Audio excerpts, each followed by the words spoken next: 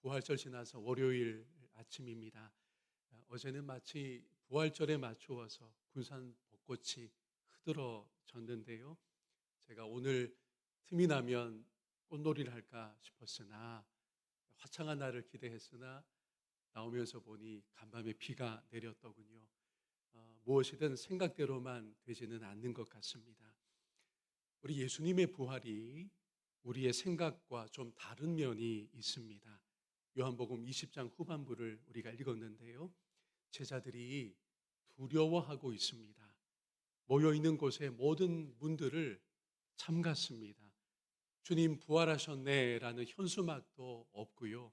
아니, 부활하실 거라고 기대도 하지 않았던 것 같습니다. 상처를 지닌 부활이라는 제목으로 말씀 나누겠습니다. 본문 말씀에서 예수님은 죽음을 통과하셨는데 제자들은 이 두려움에 막혀 있습니다. 왜 이렇게 되었을까요? 제자들 대부분이 예수님을 배반했기 때문입니다. 죄책감 가운데 잔뜩 웅크려 있기 때문입니다. 또한 자기들도 해를 당할까 인간적인 두려움이 있습니다. 무너진 공동체의 모습이 뜻밖에도 예수님의 부활 이후의 현실이었습니다. 19절 말씀을 다시 보면요.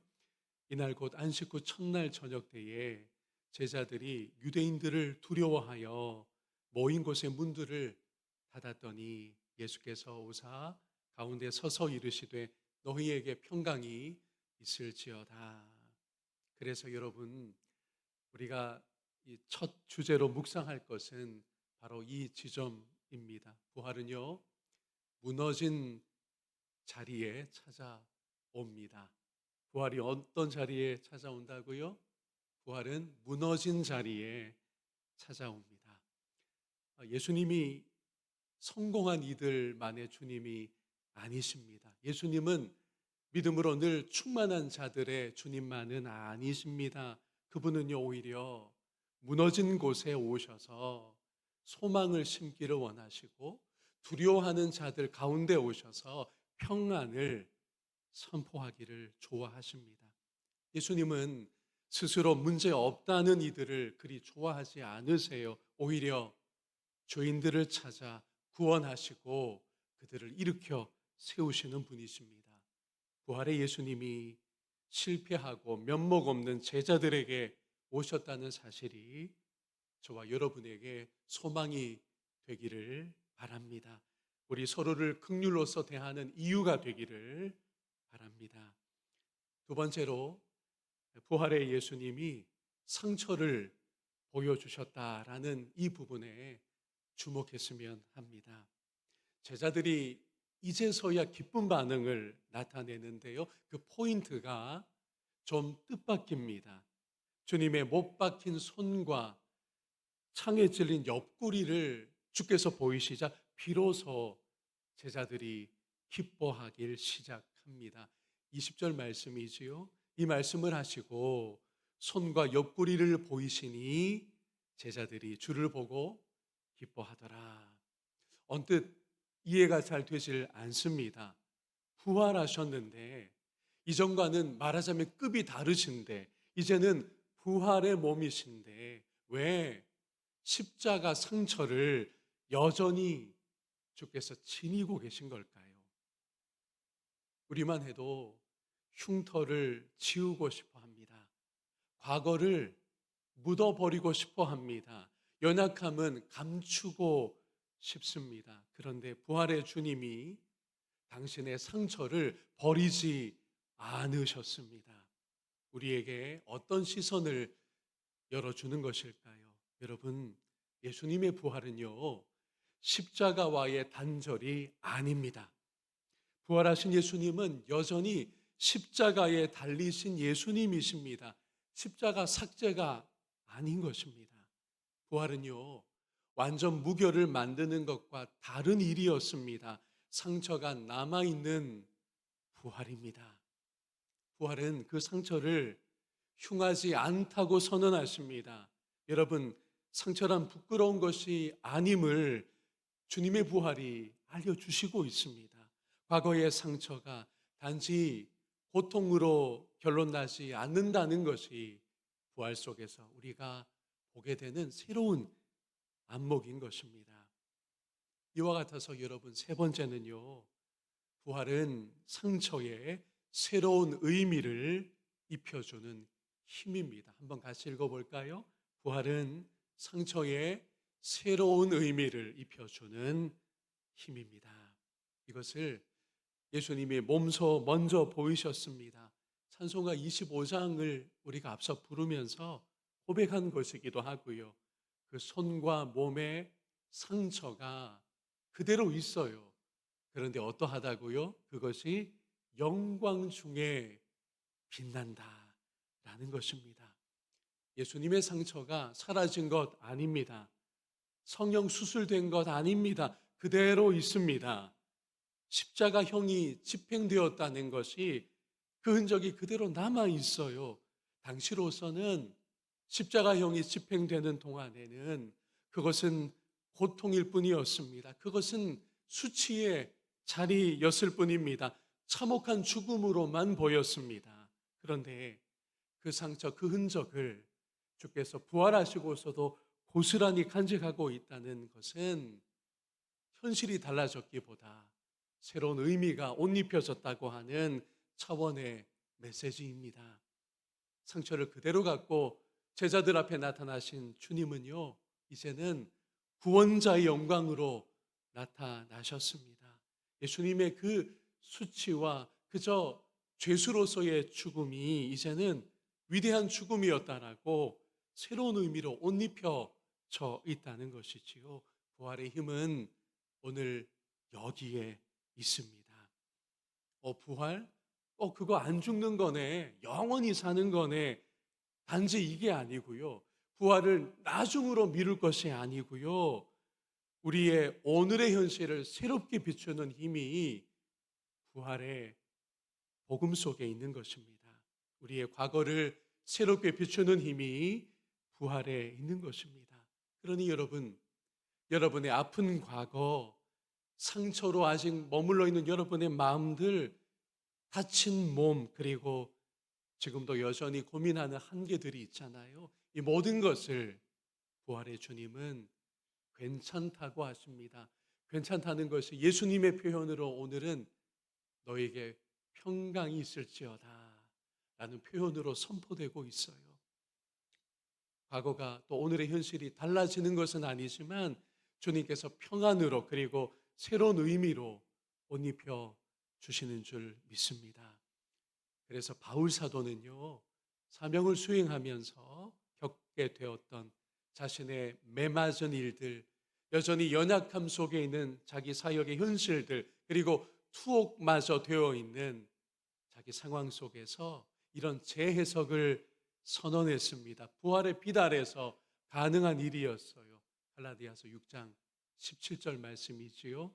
이후로는 누구든지 나를 괴롭게 하지 말라. 내가 내 몸에 예수의 흔적을 지니고 있노라. 아멘. 예수님의 그 흔적, 뭘 말하는 걸까요? 예수님의 가시 면류관이 푹 씌워져서 이마에도 머물러 있었을 그 상처, 부활하셨지만 예수님의 몸에 명증했던 그 깊은 못자국, 그리고 두 발에도 남아있는 그 못자국, 예수님의 옆구리에 창이 훅 들어와서 아직 남아있는 그 상처들, 그걸 바울이 깊이 묵상했습니다. 그리고는 자기의 사역자로서, 사도로서 현실을 연결해 보니, 사도라고는 하지만 부활의 주님을 다메섹으로 가는 길에 만나 이방인을 향한 사도로 구별되어 지금까지 헌신하고 있지만 매맞고 죽을 위기에 내몰렸고 사도의 권위는 전혀 나타나지 않고 이렇게 지질이 못난 것 같은 이런 사역의 여러 어렵고 힘든 상황 속에 내가 낙심할 일이 아니구나. 바울의 주변에서는 심지어 어떤 목소리가 있었느냐 하면요, 아니 당신이 사도라고 하면서 주의 일 한다고 하면서 지금 그 꼴이 뭡니까? 라고 하는 목소리마저 있었던 거예요. 괴롭게 하는 자들이 있었습니다. 그런 상황 속에서 바울이 뭐라고 하느냐? 좋아요, 그게 접니다. 제 몸에, 제 사역의 현실 속에 저는 예수님의 그 상처냈던 흔적을 갖고 있습니다. 저는 이게 자랑입니다. 이게 진정성입니다라고 새로운 시선으로 자기의 현실을 재해석하고 있었던 바울입니다. 그렇다라고 한다면 우리가 이렇게 정리할 수 있을 것 같아요. 앞에 보시면 제자들이 오늘 본문 속에서 뜻밖에도 무엇을 보고 안심하기 시작했죠? 무엇을 보고, 부활하신 주님의 무엇을 보고 주님이시군요 라고 기뻐하고 안심하기 시작했습니까? 부활하신 주님의 상처를 보고 안심하고 있습니다. 도마는요, 주님의 그 상처를 만지면서 믿게 되었습니다. 바울은요, 예수의 상처를 지니고 자기의 사역을 증언합니다. 그렇다면 오늘의 교회는, 교회인 저와 여러분은 이런 의미 속에 있어요. 우리는 상처를 통해서, 우리가 무슨 성공이나 승리하는 면모를 통해서가 아니고요, 상처를 통해서 복음의 그 진정성을 증언하는 그런 공동체인 줄로 믿습니다. 헨리 나우엔이라고 하는 목사님이 있어요. 영성신학자로 저명했던 분입니다. 이분이 여러 책들을 저술해서 신앙의 깊이를 더해 주었는데, 그 중에 하나가 가장 한국에서도 대중적으로 번역되어 읽힌 책이 뭐냐 하면 제목이 상처 입은 치유자라는 책입니다. 저도 신학대학원 다닐 때 그 책을 굉장히 의미 있게 읽었는데요. 많이 기억나진 않지만 이런 거예요. 우리가 어떻게 예수를 증언할 수 있는가? 그건 성공한 이의 면모로서가 아닙니다. 승리자로서의 면모가 아니에요. 지나온 과거가 깔끔하고 그저 좋은 일만 있어서 간증할 만해서 이른바 우리가 예수를 증언할 수 있는 것이 아니라 오히려 삶의 상처가 있기 때문에, 그리스도인들의 현실에 아픔이 있기 때문에 진정한 그리스도의 주님 되심을 오히려 나타낼 수 있다는 것이 헨리 나우엔의 상처 입은 치유자라는 거예요. 우리가 이 시대에 어떻게 치유자가 될 수 있을까요? 누군가의 아픔과 상처를 어떻게 공감하고 더불어 치유하는 자리에까지 같이 머물 수 있을까요? 그것은요, 우리에게 상처가 있을 때 가능합니다. 그 상처가 무엇인지 깊이 헤아리고 주님 그 상처 앞에서 못 박히신 손과 발 옆에 상처난 그 창자욱을 내 삶의 상처에 깊이 묵상할 때 비로소 이 시대 많은 상처들 속에 치유자로 쓰임받을 수 있다는 거예요. 오늘 본문이 우리에게 그 의미를 드러내 주시고 있습니다. 제자 중에 도마가 예수님의 상처를 만져보고 믿게 되는 순간도 확인했으면 좋겠습니다. 27절, 28절 말씀이지요. 도마에게 이르시되 내 손가락을 이리 내밀어 내 손을 보고, 그러니까 여전히 상처 나 있는 그 주님의 못자국 난 손을 보라는 거였습니다. 너의 손을 내밀어 내 옆구리에 넣어보라.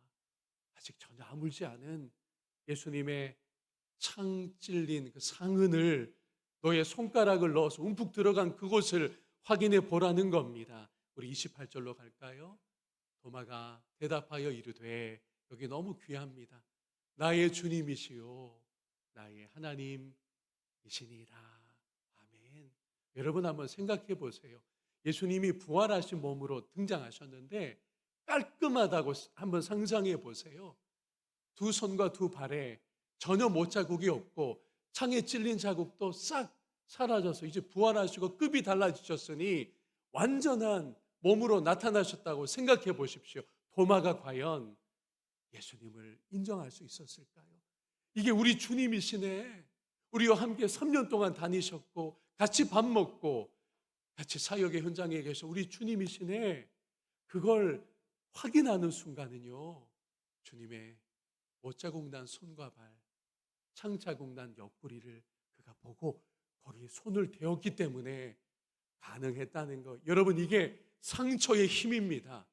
부활하셨으나 여전히 상처를 가진 몸으로 제자들 앞에 나타나셨던 주님의 기쁘신 그 마음이라는 것입니다. 이제 마지막으로 부활의 예수님은 숨을 제자들에게 불어 넣으셨습니다. 부활은요, 다시 창조해 주시는 것과 같은 사건이었습니다. 첫 창조 때를 우리가 떠올려 볼까요? 하나님이 흙으로 사람을 만드시고 어떻게 하셨습니까? 생기를 불어 넣으셨습니다. 숨을 불어 넣으셨어요. 그래서 사람을, 인간 존재를 완성하셨습니다. 그걸 재현하신 게 오늘 본문이에요. 부활하신 예수께서 제자들에게 어떻게 하셨느냐 하면 똑같이 숨을 불어 넣으셨습니다. 22절 말씀이죠. 이 말씀을 하시고 그들을 향하사 숨을 내쉬며 이르시되 성령을 받으라. 아멘. 성령, 하나님의 그 영, 구약 히브리 말로 루아흐이지요. 숨입니다. 불어넣는 주님의 숨결이에요. 창조 때 하셨던 그 위대한 사역이, 인간을 인간답게 만드셨던 그 일이 부활의 주님으로부터 펼쳐지고 있었던 것입니다. 이것이 오늘 마지막 저와 여러분을 향한 소망입니다. 무너진 인간됨, 나 자신의 죄책감, 여전히 두려운 마음도 우리에게 있을 거예요. 미래를 생각하며 막연해하는 마음들이 있을 겁니다. 우리의 인간됨이 여전히 흠이 있어요. 부족함이 있습니다. 그래서 우리와 다르지 않았던 제자들의 그 상태를 주님 보시고 뭘 하셨느냐? 숨을 불어넣어 주신 겁니다. 그 의미는 내가 너희를 새롭게 한다는 거예요. 너희의 인간됨을 내가 다시 고친다라는 의미였습니다. 첫 창조 때처럼 그리스도께서 숨을 불어넣으셨다는 것이 오늘 저와 여러분의 위로가 되고 소망이 되기를 축원합니다. 오늘 부활하셔서 제자들을 만나신 이 장면이 여러 의미로 묵상되었는데 저와 여러분의 다르지 않는 일상, 여전한 그 현실 속에 여전히 아프고 고단한 우리의 몸과 일상 속에 그러나 새로운 시선을 열어주고 새로운 의미로 옷 입혀주시는 능력의 말씀으로 역사하기를 주님의 이름으로 축복합니다.